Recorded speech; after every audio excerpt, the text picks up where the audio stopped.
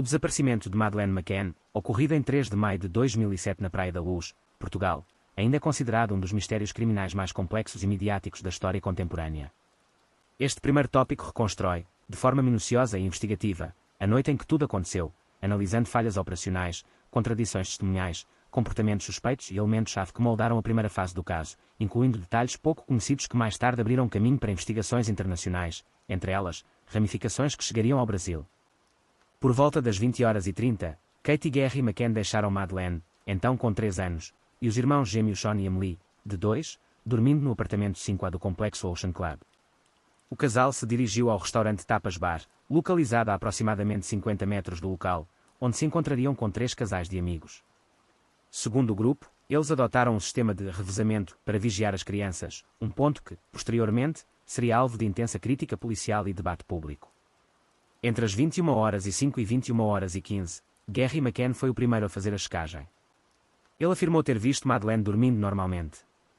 No entanto, um detalhe levantou suspeita: a porta do quarto das crianças estava mais aberta do que antes.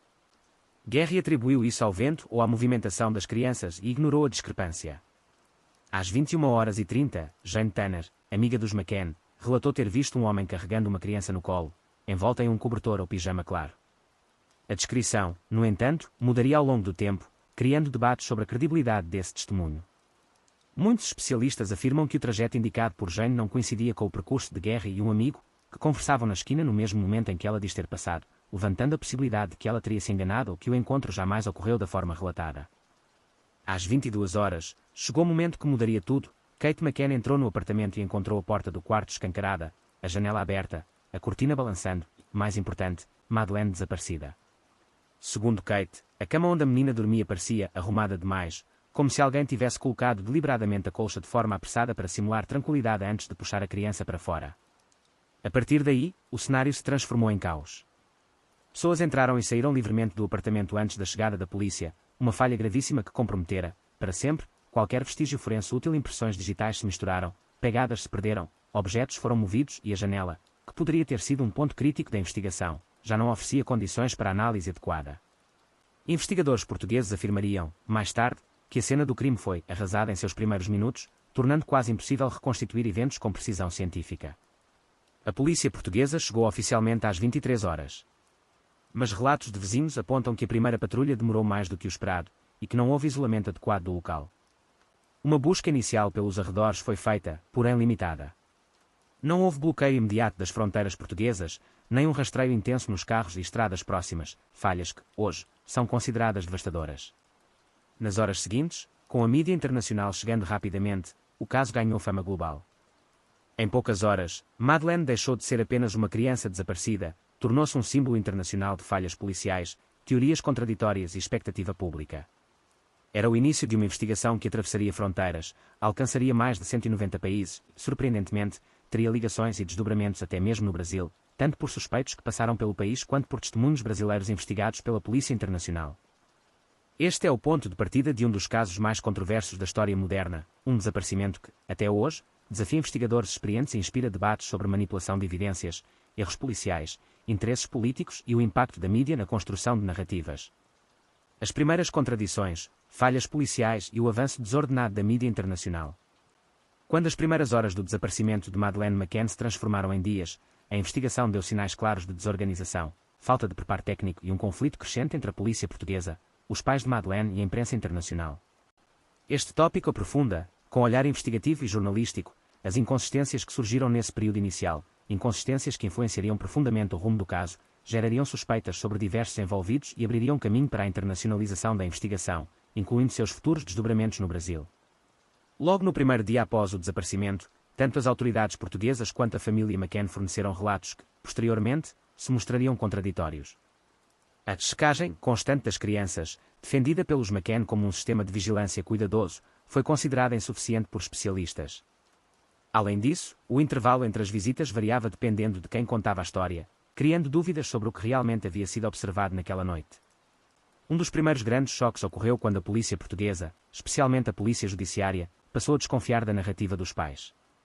Isso não aconteceu por preconceito ou pressão externa, mas por observações concretas, ausência de sinais claros de arrombamento, relatos contraditórios sobre a posição de portas e janelas e atitudes consideradas atípicas pelos investigadores.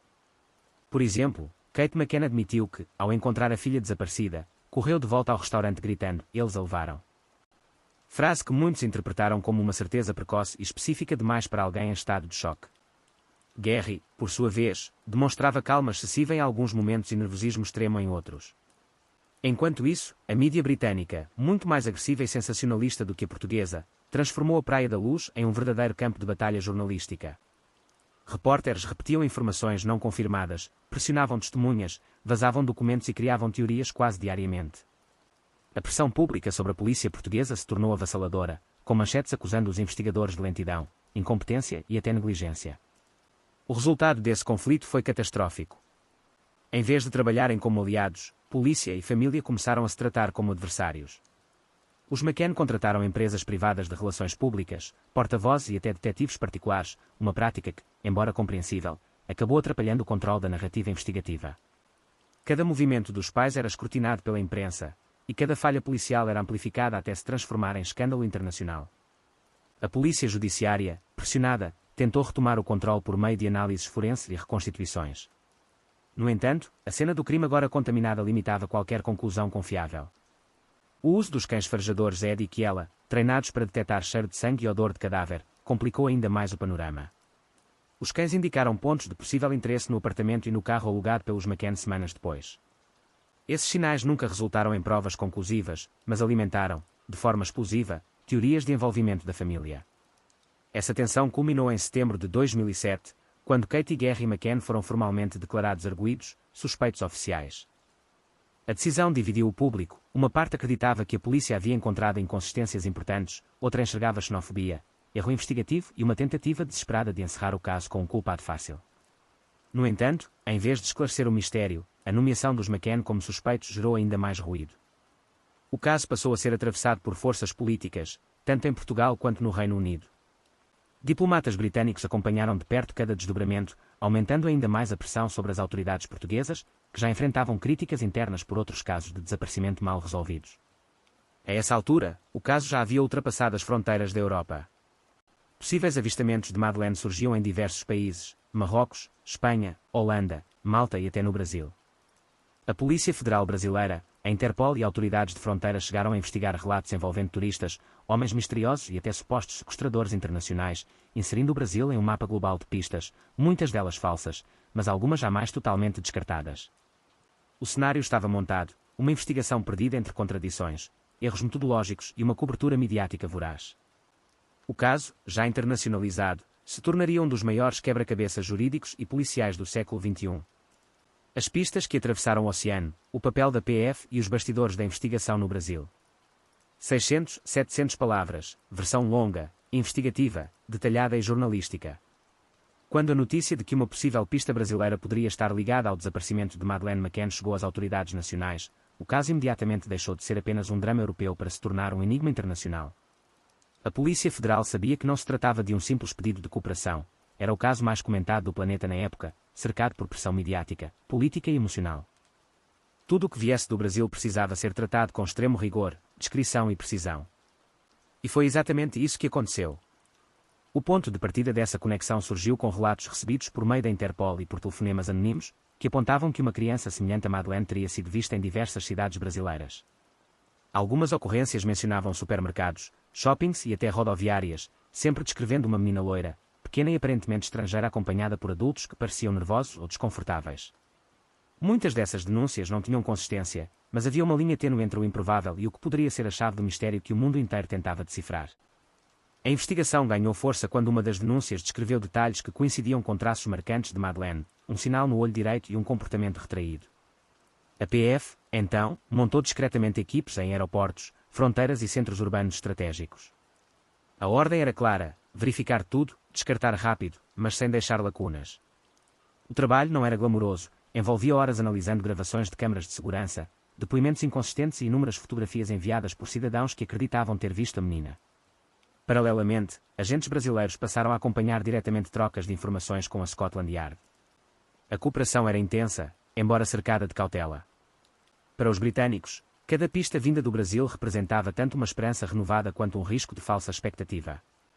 Para os brasileiros, era uma responsabilidade histórica. Qualquer erro poderia transformar o país num ponto de falha na investigação mais midiática da década. Em meio às análises, um episódio ganhou destaque nos bastidores. Uma brasileira que vivia na Espanha alegou ter visto a menina acompanhada de um casal que falava português. A denúncia levou a PF a investigar possíveis rotas de tráfico internacional de crianças que operavam entre a Europa, África e América do Sul. Esse ponto, embora depois descartado oficialmente, levantou discussões internas sobre redes criminosas pouco mapeadas, especialmente aquelas que atuavam sem deixar rastros claros. De fato, a hipótese de tráfico humano nunca foi ignorada pelas autoridades brasileiras. Delegados envolvidos na investigação descrevem esse período como exaustivo, pois toda pista precisava ser cruzada com bases de dados, registros de imigração e movimentações financeiras de suspeitos que atuavam internacionalmente. Um detalhe que poucos sabem é que, durante essa triagem, a PF descobriu outros casos de crianças desaparecidas que não tinham relação com Madeleine, mas que foram solucionados como efeito paralelo da operação, algo pouco divulgado, mas considerado um feito importante. Apesar de toda a mobilização, nenhum dos relatos investigados no Brasil levou a uma confirmação. Muitas das crianças vistas eram brasileiras, outras estrangeiras em férias, e algumas sequer existiam. Eram boatos que se espalharam após o caso se tornar manchete em todos os noticiários. Ainda assim, o volume e a complexidade dessas denúncias revelaram um aspecto humano fundamental, o quanto a imagem de Madeleine estava fixada na memória coletiva mundial. A Polícia Federal encerrou a participação formal afirmando que não havia evidências de que a menina estivesse em território brasileiro.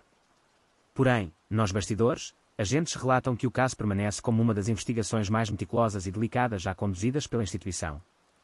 E, até hoje, arquivos referentes às pistas brasileiras continuam arquivados, não eliminados, uma escolha estratégica. Afinal, enquanto não houver uma conclusão definitiva, qualquer dado pode, um dia, se tornar relevante. Esse capítulo brasileiro não trouxe a resposta que o mundo esperava, mas revelou a dimensão global do mistério. Mostrou que, mesmo a milhares de quilômetros de onde tudo começou, a sombra do desaparecimento de Madeleine McCann era grande o suficiente para atravessar o oceano e mobilizar um país inteiro. A linha brasileira que ganhou força, o caso do casal de Roraima e os bastidores da investigação federal.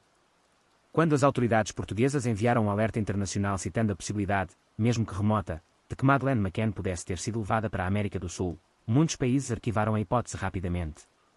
Mas o Brasil, especificamente, decidiu aprofundar a investigação por causa de um conjunto de elementos que começaram a surgir a partir do final de 2007, culminando no que ficou conhecido nos bastidores como o caso do casal de Roraima. Essa linha investigativa ganhou força não apenas pelo relato em si, mas pelo contexto. Tratava-se de um casal brasileiro que vivia na fronteira com a Venezuela, área historicamente sensível para crimes transnacionais, tráfico humano, adoções clandestinas e rotas aéreas irregulares. Era o tipo de cenário que, para um caso global como o de Madeleine, não poderia ser ignorado. A história começa com uma denúncia anónima feita ao Ministério Público Federal em Roraima. O denunciante afirmou ter visto uma criança extremamente parecida com Madeleine na companhia de um casal brasileiro que teria viajado da Europa meses antes. O relato incluía detalhes específicos. A menina chamava a atenção por não falar português corretamente, parecia assustada e, segundo o denunciante, era apresentada como filha adotiva, embora o casal não tivesse nenhum documento oficial de adoção. Isso acendeu um alerta imediato. A PF abriu o procedimento preliminar e, em cooperação com a Interpol, cruzou dados de passagens aéreas, movimentações migratórias e até registros financeiros do casal. A investigação revelou que eles realmente tinham estado na Europa no período crítico e que haviam retornado ao Brasil pouco depois do desaparecimento de Madeleine. Era uma coincidência grande demais para ser ignorada. O casal foi localizado e interrogado. Negaram categoricamente qualquer envolvimento com o caso McCann, mas apresentaram inconsistências. Inicialmente, disseram que viajaram apenas para turismo, depois, mencionaram um possível trabalho temporário, por fim, admitiram que ficaram na região de Portugal por alguns dias, embora isso não constasse em suas declarações anteriores. Para a PF, era suficiente para aprofundar o inquérito. Para os britânicos, era motivo para acompanhamento. Durante semanas, a casa do casal foi monitorada discretamente. As autoridades esperavam comprovar ou derrubar de vez a denúncia. A imprensa brasileira não foi informada, tratava-se de uma investigação altamente sensível e que, se exposta sem provas definitivas, poderia manchar a imagem do Brasil e gerar atritos diplomáticos. Enquanto isso, equipes de peritos da PF analisavam fotografias, registros médicos, documentos escolares e qualquer material que pudesse confirmar se a criança vista era mesmo Madeleine. A suspeita, porém, enfraqueceu quando descobriram que a menina da denúncia não era europeia, mas venezuelana, filha biológica de uma jovem que havia deixado a criança sob os cuidados do casal temporariamente. A linha de investigação parecia desabar. Mas então surgiu um novo elemento, o casal havia omitido outro detalhe. Eles eram conhecidos por facilitar a entrada de crianças venezuelanas no Brasil para adoções informais, prática ilegal muito comum na região de fronteira. Isso transformou o caso de mero mal-entendido em algo mais profundo. A PF passou, então, a investigar não apenas a possibilidade de ligação com o caso McCann, mas também a hipótese de que esse casal pudesse estar ligado a uma rede maior, que incluía intermediários europeus. Não foi encontrada prova suficiente para associá-los ao desaparecimento de Madeleine, mas a investigação revelou um fluxo suspeito de crianças levadas da Venezuela para o Brasil sem documentação oficial. Esse detalhe chamou a atenção da Interpol. Redes de adoção ilegal costumam manter múltiplas rotas, e casos de crianças brancas, estrangeiras e sem registro são particularmente visados. Quando informações adicionais foram compartilhadas com autoridades britânicas, formou-se uma nova hipótese. Talvez Madeleine não tivesse sido trazida ao Brasil, mas fosse possível que criminosos brasileiros ou sul-americanos estivessem envolvidos em uma rede ativa na Europa no período do desaparecimento. A investigação, portanto, deixou de olhar apenas para o Brasil como destino e passou a considerá-lo como possível elo operacional. Embora nenhuma prova concreta tenha emergido conectando os envolvidos diretamente ao caso McCann, os britânicos reconheceram que o trabalho da PF havia revelado informações valiosas sobre redes transnacionais operando naquele período. O caso do casal de Roraima foi oficialmente encerrado como não relacionado ao desaparecimento de Madeleine, mas, nos bastidores, permaneceu como um dos episódios que mostraram por que o Brasil apareceria diversas vezes nas trocas de informações sobre o caso ao longo dos anos. E, com isso, a narrativa avança para um território ainda mais intrigante: até que ponto o Brasil foi envolvido por coincidência, e até que ponto havia uma conexão global mais profunda entre redes criminosas que facilitavam o desaparecimento de crianças. A repercussão internacional e o papel do Brasil nas cooperações globais, o que houve nos anos seguintes. Quando o Brasil entrou oficialmente no radar das autoridades britânicas, muitas pessoas se surpreenderam. O caso Madeleine McCann era, até então, profundamente associado à Europa, especialmente Portugal, Reino Unido, Espanha, em algumas hipóteses isoladas, países do norte da África. Mas à medida que as investigações se tornavam mais complexas e o tempo avançava, os investigadores perceberam que a possibilidade de tráfico internacional infantil não apenas era plausível, como possuía ramificações globais. E, nesse contexto, o Brasil emergiu como um país estrategicamente relevante, tanto pelas rotas aéreas quanto por ligações com redes de adoção ilegal, falsificação de documentos e tráfico pelas fronteiras da América do Sul. A partir de 2008, o Brasil começou a receber solicitações periódicas de cooperação internacional. A maior parte delas era enviada diretamente por meio da Interpol ou através de pedidos formais do Reino Unido. Esses documentos pediam revisão de passagens, verificação de crianças estrangeiras não identificadas, consultas ao sistema de fronteiras e, principalmente, análises de denúncias que mencionassem meninas loiras, de olhos claros, em condições suspeitas. A Polícia Federal tratava o caso com sigilo absoluto, não apenas pela magnitude do desaparecimento, mas pelo impacto diplomático que uma investigação mal conduzida poderia causar. Um dos episódios mais marcantes dessa cooperação ocorreu em 2012, quando um alerta internacional informava que uma criança muito semelhante a Madeleine teria sido vista em um vilarejo no nordeste do Brasil. A foto enviada pelo denunciante gerou comoção interna. O rosto da menina tinha características muito próximas às de Madeleine, especialmente um detalhe que sempre serviu como base para verificação: a íris do olho direito, onde Madeleine possuía uma marca rara que a tornava facilmente identificável. Após análise inicial, a PF considerou a denúncia consistente o suficiente para deslocar uma equipa ao local. A investigação avançou rapidamente, e em poucos dias os agentes conseguiram identificar a criança e sua família. Tratava-se de uma menina brasileira, registrada, com documentos válidos. O exame da marca ocular mostrou-se inconclusivo, mas o DNA confirmou de forma definitiva that she was not Madeleine. Esse episódio, embora rapidamente resolvido, demonstrou o grau de mobilização que o Brasil aplicava ao caso. Cada denúncia era tratada como se fosse a última chance de resolver o desaparecimento mais famoso do mundo. Enquanto isso, autoridades britânicas reforçavam a importância estratégica do Brasil. Relatórios internos do Reino Unido, anos depois revelados parcialmente por jornalistas investigativos, mostravam que o país era citado como ponto de interesse moderado, designação usada para nações com rotas logísticas que poderiam, mesmo que acidentalmente, facilitar a passagem de uma criança sequestrada. Isso não significava que o Brasil fosse parte ativa de um crime, mas sim que sua localização, fronteiras extensas, tráfego aéreo diversificado e histórico de casos envolvendo documentos falsos o colocavam como um possível corredor usado por criminosos internacionais. Em 2017, uma denúncia proveniente do interior de Goiás reacendeu o debate. Um turista britânico que visitava o Brasil afirmou ter visto, em um restaurante, uma adolescente muito parecida com Madeleine. Essa denúncia teve grande repercussão na imprensa do Reino Unido, que, mais uma vez, voltou seus olhos ao Brasil como possível peça do quebra-cabeça. A PF mobilizou equipes, localizou a adolescente e constatou que ela era brasileira, com registros escolares, médicos e familiares confirmados. Mais um falso alarme. Mas não era apenas isso, cada vez que surgia uma denúncia, a imprensa internacional questionava por que tantas meninas no Brasil estão sendo confundidas com Madeleine. A resposta era simples: o país é grande, diverso e recebe milhares de turistas europeus anualmente, o que facilita coincidências visuais que acabam gerando boatos convincentes. Apesar de nenhum dos casos brasileiros ter avançado para algo além de suspeitas preliminares, o Brasil continua relevante para a investigação global. Em 2019, quando a Scotland Yard renovou parte da equipe que trabalhava na chamada Operation Grange, o Brasil voltou a ser listado entre países que poderiam, eventualmente, possuir informações indiretas úteis, especialmente no combate a redes de exploração infantil que atuavam simultaneamente na Europa e na América Latina. As investigações envolvendo o Brasil nunca resultaram em prova concreta de que Madeleine esteve no país. No entanto, a participação brasileira se tornou um reflexo do alcance internacional do caso. O que aconteceu com Madeleine deixou de ser uma tragédia local e se transformou em um fenómeno investigativo global, onde qualquer país com rotas aéreas amplas ou histórico de adoção irregular poderia se tornar peça potencial de um quebra-cabeça que, até hoje, permanece sem solução. O Brasil no quebra-cabeça final: hipóteses, limites da investigação e o que ainda pode ser descoberto. À medida que o caso Madeleine McCann se aproxima de 2 décadas sem solução, as investigações envolvendo o Brasil continuam a ser um ponto de interesse constante, mesmo que, oficialmente, nenhum indício sólido tenha comprovado a presença da menina no país.